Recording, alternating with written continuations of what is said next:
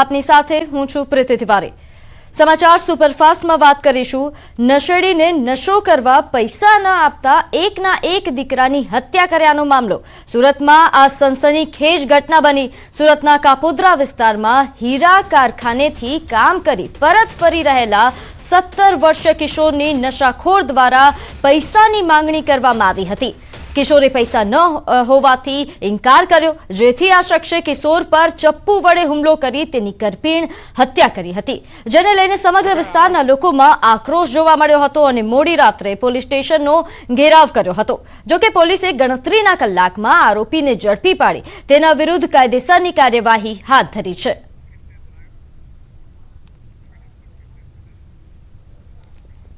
ત્યારે આ ઘટનાને લઈને આપણી સાથે સંવાદદાતા કીર્તિશ જોડાઈ ગયા છે। કીર્તિશ, જે આ સમગ્ર ઘટના બની, અત્યારે પરિવાર આક્રોશ વ્યક્ત કરી રહ્યો છે। પહેલા ઘટનાને વિસ્તારથી જણાવશો, કઈ રીતે આ ઘટના બની હતી અને સાથે પરિવાર શું માંગ કરી રહ્યો છે? બિલકુલ, ગઈકાલે સુરતના કાપોદ્રા વિસ્તારની ઘટનાનો પહેલા અત્યારના દ્રશ્યો બતાવવા માંગી કે મહિલાઓ આક્રોશમાં રસ્તા પર ઉતરી છે અને માત્ર આરોપીને ફાંસીની સજાની માંગ કરવામાં આવી રહી છે। સૌથી મહત્વની વાત છે કે ગઈકાલે સુરતના લક્ષ્મણનગર ખાતે એક 17 વર્ષના યુવાનની હત્યાની ઘટના સામે આવી હતી। ખાસ કરીને આ યુવાન રત્ન કલાકાર છે ને પોતાના ઘરે જઈ રહ્યો હતો, ત્યારે તેના જ મોહલ્લામાં રહેતો એક આરોપી છે કે જે પ્રકારે તેને પૈસાની માંગણી કરી હતી અને જે પ્રકારે પૈસા માંગતા તેને પૈસા આપવાની ના પાડી હતી। એટલે કે જે આરોપી છે નશાના રવાડે ચડેલો હતો અને નશા માટે પૈસા માંગતા પૈસા આપવાની ના પાડતા આ યુવાન સાથે પહેલા ઝઘડો થયો હતો અને ત્યારબાદ શેટ્ટી નામનો વ્યક્તિ છે કે જેને આ કિશોર ઉપર ચપ્પુ વડે હુમલો કરી તેની ઘાતકી હત્યા કરી નાખી હતી। જોકે મોડી રાત્રે સમાજ સહિત વિસ્તારના લોકો રસ્તા પર ઉતર્યા હતા અને પોલીસે ગણતરીના કલાકમાં આરોપીની ધરપકડ કરી લીધી હતી। પણ જે પ્રકારે કહી શકાય કે મામલો મોડી રાત્રે થાળે પડ્યો હતો, આરોપીની ધરપકડ કરી લેવામાં આવી હતી, ત્યારે ફરી એક વખત તમામ મહિલાઓ રસ્તા પર ઉતરી છે અને આરોપીની ફાંસીની સજાની માંગ કરી રહી છે। જોકે આરોપીની ધરપકડ થઈ ગઈ છે અને કહી શકાય કે જે પ્રકારે પોલીસ દ્વારા કાર્યવાહી કરવામાં આવે છે ત્યારે મહિલાઓમાં આક્રોશ છે। મહિલાઓ પહોંચી હતી પોલીસ સ્ટેશન, પોલીસ તેમને સમજાવી પરત કરી રહી છે, પણ કહી શકાય કે જે રીતે ન્યાયની માંગણી સાથે આ મહિલાઓ પોલીસ સ્ટેશનનો ઘેરાવ કરવા પહોંચી હતી ત્યારે મહિલા પોલીસ દ્વારા તેમને 100 મીટર દૂર જ અટકાવી દેવામાં આવ્યા હતા। તેમને સમજાવવાનો પ્રયાસ કર્યો છે, કારણ કે થોડી જ વારમાં જે કિશોર છે, કિશોરનો મૃતદેહ તેના ઘરે પહોંચશે, ત્યારબાદ તેની અંતિમ યાત્રા નીકળશે અને કદાચ અંતિમ યાત્રામાં પણ આ પ્રકારના દ્રશ્ય જોવા મળશે। એક જ વાત છે કે 17 વર્ષના કિશોરની એક નશાખોરે હત્યા કરી છે, તો તેને ફાંસીની સજાની માંગ કરવામાં આવી રહી છે। એટલે કે ચોક્કસપણે કિશોર એટલે કે યુવાન કહી શકાય એવા આ વ્યક્તિની હત્યાને લઈને ચોક્કસ લોકોમાં આક્રોશ જોવા મળી રહ્યો છે। બિલકુલ કીર્તિશ, અને આક્રોશ દેખાઈ રહ્યો છે આ દ્રશ્યોમાં, જે રીતે મહિલાઓ આક્રોશ વ્યક્ત કરી રહી છે, તેમના ચહેરાથી દેખાઈ રહ્યો છે કે કેટલા ક્રોધિત છે આ લોકો। પરંતુ અહીં સવાલ પોલીસ કામગીરી પર પણ થઈ રહી છે, કારણ કે સુરતમાં આવી ઘટનાઓ દિવસે ને દિવસે વધી રહી છે અને આ ખૂબ જ ચિંતાજનક ઘટના ફરીવાર સામે આવી છે। ખરેખર આ પરિવાર શું માંગ કરી રહ્યો છે, કઈ રીતે આક્રોશ વ્યક્ત કરી રહ્યો છે એ આપણે જોયું, પરંતુ માંગ શું છે, પરિવારના મહિલાઓ શું કહી રહી છે?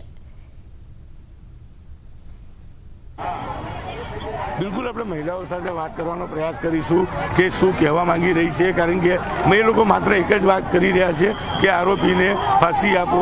ઘણી બધી મહિલાઓ છે, આપણે મહિલાઓ સાથે વાત કરવાનો પ્રયાસ કરીશું શું કહેવું છે, કારણ કે જે પ્રકારે મહિલાઓમાં આક્રોશ છે ત્યારે ચોક્કસપણે શું કહેવા માંગે છે મહિલાઓ। અધિકારી તેમને સમજાવવાનો પ્રયાસ કરે।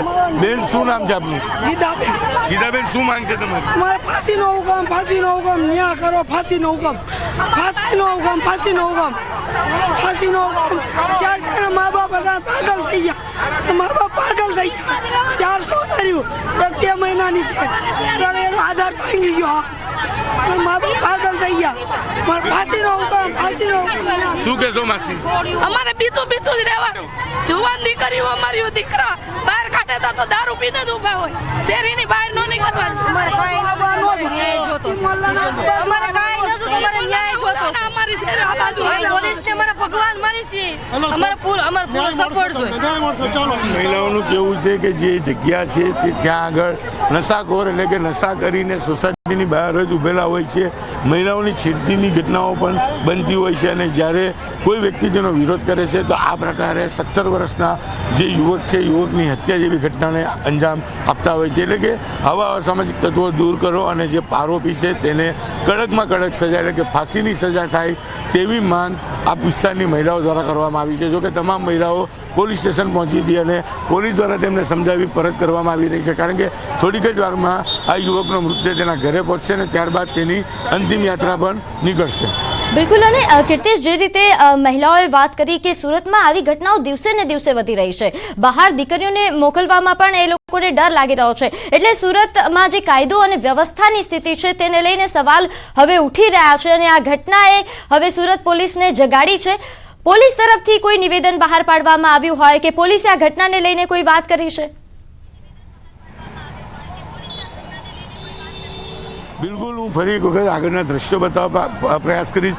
અધિકારીઓ પબ્લિક મહિલાઓને પરત કરી રહી છે. આપણે અધિકારી સાથે વાત કરવાનો પ્રયાસ કરીશું, પણ જે પ્રકારે કહી શકાય આ પ્રકારની ઘટનાઓ સુરતમાં સતત સામે આવી રહી છે, કાયદાની સ્થિતિ લથડી રહી છે, જે ચોક્કસપણે છે પોલીસ કડક કાર્યવાહી કરતી હોય તેવી વાત બતાવવામાં આવે છે.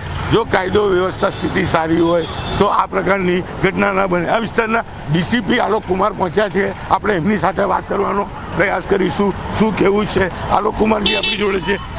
આલોક કુમારજી, શું સમગ્ર ઘટનાને લઈને શું કહેશો? अभी हमने आरोपी को विदिन 15 to 20 मिनट्स हमने आरोपी को अरेस्ट कर लिया है और अभी हम इस पे कायदेसर कार्रवाई करेंगे. हमने 302 आईपीसी के तहत इस पे मर्डर का केस रजिस्टर किया है और इस पे हम कायदेसर कार्रवाई करेंगे. सर, महिलाओं का आक्षेप है कि सोसाइटी के बाहर ही ऐसे नशाखोर लोग बैठते हो, आने वाली लड़कियों को भी छेड़ते हैं.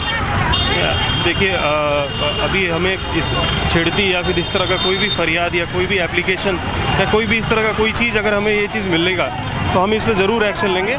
फिलहाल अभी जो महिलाएं कह रही हैं अगर उनके साथ ऐसा हो रहा है तो हम इस पर कड़क कार्रवाई करेंगे और वी इंश्योर कि ऐसा कुछ ना हो.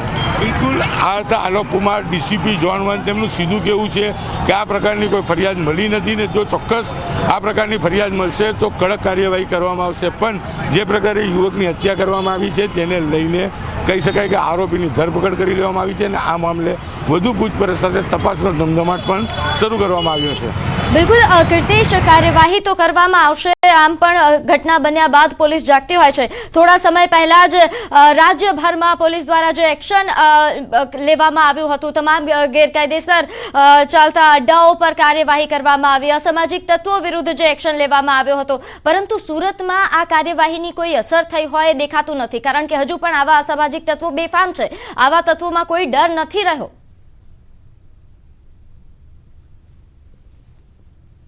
બિલકુલ, સુરત પોલીસે ગુજરાત પોલીસની જેમ અલગ અલગ લિસ્ટો બનાવ્યા હતા. તમામ આરોપીઓના ઘરે દરોડા પાડવામાં આવ્યા હતા. તમામ આરોપીઓ છે કે આરોપીઓ સાથે જે પ્રકારનું વર્તન કરવું જોઈએ પોલીસે તેમના વરઘોડા પણ કાઢ્યા છે. ફરી એક વખત દ્રશ્ય બતાવવાનો પ્રયાસ કરીશ કે તમામ લોકોને, મહિલાઓને પરત કરવામાં આવી રહી છે, સમજાવવામાં આવ્યો છે અને આ મામલે પોલીસ કડક કાર્યવાહી કરશે તેવું આશ્વાસન આપવામાં આવ્યું છે. પણ એક પરિવારનો કમાઉ દીકરો, 17 વર્ષનો દીકરો પરિવારને કમાઈને મદદ કરતો હતો, જેને લઈને પરિવાર અને સમાજમાં આક્રોશ છે. કારણ કે માતા પિતાને 3 દીકરી બાદ એક દીકરો હતો, એટલે કે એકનો એક દીકરો હતો અને આજે કમાઉ દીકરો જતો રહ્યો છે, જેને લઈને પરિવારની સ્થિતિ ખૂબ જ દયનીય બની છે અને તે સ્થિતિને લઈને હવે મહિલાઓમાં આક્રોશ છે અને મહિલાઓ રસ્તા પર ઉતરી છે અને મહિલાઓને પોલીસ દ્વારા સમજાવવામાં આવી છે. પણ મહિલાઓમાં માત્ર એક જ આક્રોશ છે, આરોપીને ફાંસી આપો. એટલે કે કાયદાની સ્થિતિ લથડી રહી હોય સુરતમાં તેવી ઘટનાઓ સામે આવી રહી છે. મહિલાઓમાં હજુ પણ આક્રોશ છે, સમજાવવાનો પ્રયાસ કરવામાં આવ્યો છે, પણ કહી શકાય કે પોલીસ એની કાર્યવાહી કાગળ પર કરતી હોય તેવું સ્પષ્ટપણે દેખાઈ રહ્યું છે. કારણ કે આટલા વરઘોડા કાઢવામાં આવ્યા, આરોપીઓના લિસ્ટ બનાવવામાં આવ્યા, આરોપીઓને પાછા કરવામાં આવ્યા, તે છતાં પણ આરોપીઓ સુધરવાનું નામ નથી લેતી સુરતમાં, તેવું આ ઘટના પરથી સાબિત થાય છે. બિલકુલ બિલકુલ કીર્તિશ, આભાર માહિતી આપવા બદલ. તો હાલ જ રીતે સંવાદદાતાએ જણાવ્યું કે સુરતમાં કાયદો અને વ્યવસ્થાની સ્થિતિ દિવસે ને દિવસે લથડી રહી છે. પોલીસ ગમે એટલા એક્શન પ્લાન બનાવે પરંતુ છેલ્લે એની અસર ઝીરો જ હોય છે, કારણ કે આ ઘટનાઓ આ બાબતનો પુરાવો આપી રહી છે. લોકો જેટલા આક્રોશિત છે પોલીસની કામગીરીને લઈને, એક પરિવારે પોતાનો એક કમાઉ દીકરો, એકનો એક દીકરો ગુમાવ્યો છે અને આ ફક્ત એક પરિવારની પ્રકારની બાબત નથી. આવી ઘટનાઓ ને ધ્યાનમાં રાખીને હવે પોલીસે જાગવું પડશે, કારણ કે દિવસે ને દિવસે હત્યા, લૂંટફાટ, ચોરીની ઘટનાઓ સુરતમાં વધી રહી છે. ત્યારે હાલ તો પોલીસે ગણતરીના કલાકોમાં જ આરોપીને ઝડપી પાડ્યો છે. હવે જોવાનું એ રહેશે કે આ આરોપી વિરુદ્ધ કેવા પ્રકારની કાર્યવાહી કરવામાં આવે છે. હાલ આક્રોશિત મહિલાઓએ જે રીતે જણાવ્યું, પરિવારના સભ્યોએ જે રીતે જણાવ્યું કે આરોપી વિરુદ્ધ ફાંસી સુધીની કાર્યવાહી થવી જોઈએ, પરંતુ ફક્ત એક આરોપી વિરુદ્ધ કાર્યવાહી નહીં, પરંતુ આગળ આવા